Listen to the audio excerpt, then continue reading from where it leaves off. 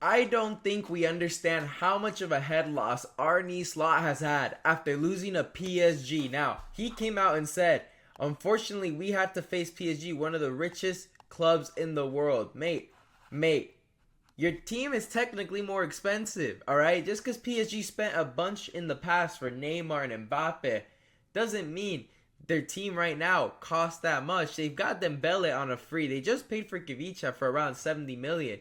Barcola wasn't much, he's came out of PSG. So just because they've spent in the past doesn't mean their squad right now costs a lot, because they just lost Mbappe. All right, Mbappe was 180 million. He's not on the team anymore. You're taking that off the value of the squad. So for Slot to come out and say this is absurd, because Liverpool's team actually costs more. Okay, because just because you weren't there for those transfers coming in doesn't mean it doesn't count against you. All right.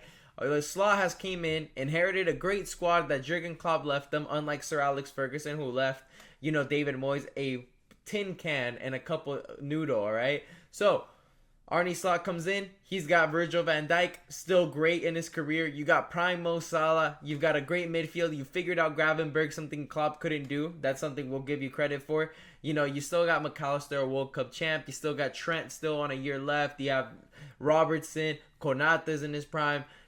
Dominic is still good. You've got Luis Diaz. The only problem you have really is your striker isn't really as clinical as you want him to be, with Darwin Nunez and Diego Jota not being able to be as clinical as he used to be. But the thing is, Darwin Nunez was an absurd amount of money. But PSG's came out and they have a really great squad. And Liverpool does too.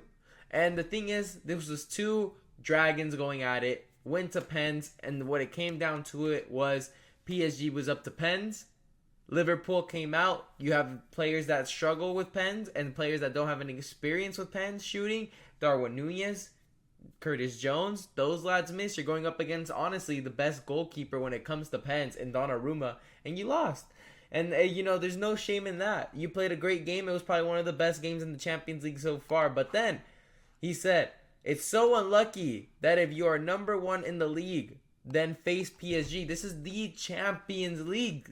Champions League, all right? You are Liverpool. You're in the best league in the world. You're first place, and you're going up against first place PSG, who are technically first place, 9 times out of 10, all right, in France.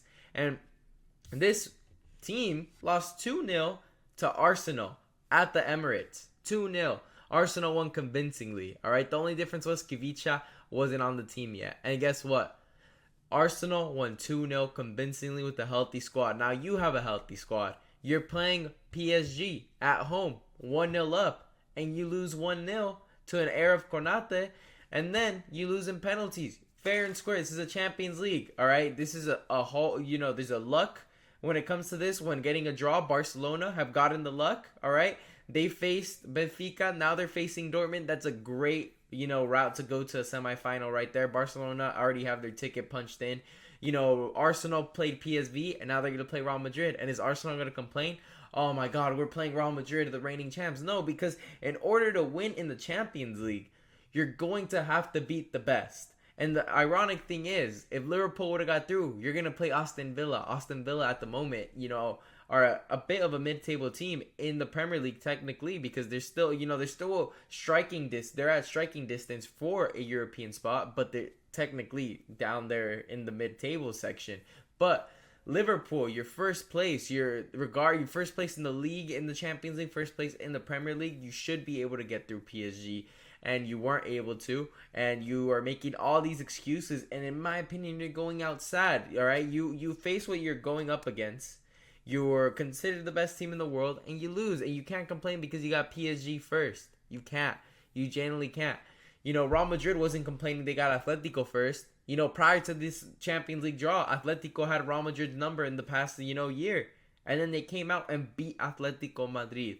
So, what my thing is with Slot is, you're going to have to look in the offseason, once the summer transfer window comes around. You got to try to take care of Van Dijk, Salah, and Trent, or replace them. And you're also going to have to upgrade that striker position and get a little bit more cover for Gravenberg, because you could tell going into overtime, PSG was a far better team because you've been using the same midfield for the whole season. And then you're going against a team that rotates well in the League One because they're a superior squad. and they're going into extra time, and they know exactly how to get fresher legs, and they had opportunities in overtime because you were gassed out there.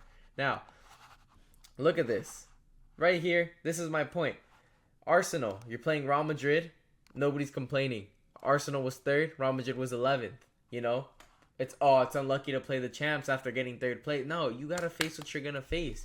You know, Barcelona got the luck here. Bayern got Leverkusen. You know, Bayern didn't want to see Leverkusen, and they ended up going through. It's about being able to overcome in the Champions League, be able to play, you know, beat what you're up against. And you know, you would have played Aston Villa. Aston Villa is a team that you're familiar with, and you would have then possibly played Arsenal. You know, it's all about luck in the Champions League. And not only luck and being able to not be the best team, but being able to get a result. And that's what PSG's done against you. You know, PSG formidably, in my opinion, showed you levels. Because those wingers had a flair.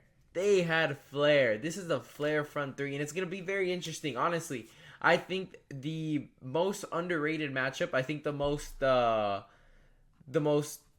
you know, watched one will be Arsenal Real Madrid, but Villa versus, you know, PSG. There's a lot in this because that front three is very exciting to watch. And Dembele, Kvicha, and Barcola up 3, those front 3. Then you've got a couple guys on the bench that come in and make a difference. You know, they bring a different type of energy. Lots of flair in that team. You know, lots of flair.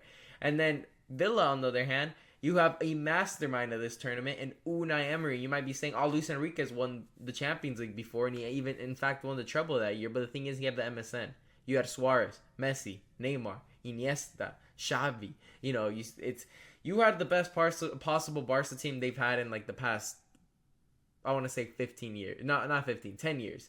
But this Unai Emery, lad, when it comes to these tournaments, and he's going up against a former employer, mate. I'm telling you right now, Unai Emery has something special because as much flair that PSG has, and as great that midfield is, because Vitinha, you know, Joao Neves, these guys are quality. With Fabian Ruiz, that midfield is a joy to watch, man. It's a joy to watch. But Villa, on the other hand, this is what I'm talking about. It's not about how pretty you play. It's about getting that result, and Villa can get you that result. They've got Marcus Rashford, who has experience going to Paris and having himself a game.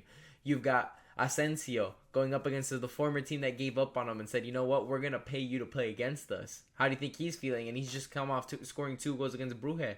You know, then not only that, Oli Watkins, you've got him. You've got Tillemans. You've got Morgan Rogers, who's looking great. The defense looks solid. You know, I think Villa is a dangerous team to play against. And honestly, I want to give a quick prediction. I'm not going to be shocked if Arsenal get through Real Madrid and then play Villa, and then Unai Emery gets the final and does it again. You know how he did it with Villarreal to Arsenal, where, you know, that could easily happen. I would be absolutely distraught and flabbergasted if Unai Emery did that. But anyways, make sure to leave a like and subscribe for more videos. Leave a comment down below. Who do you think will get through, PSG or Villa? I'm going to go with Villa, honestly. I'm going to say Villa. But anyways, thank you guys for watching.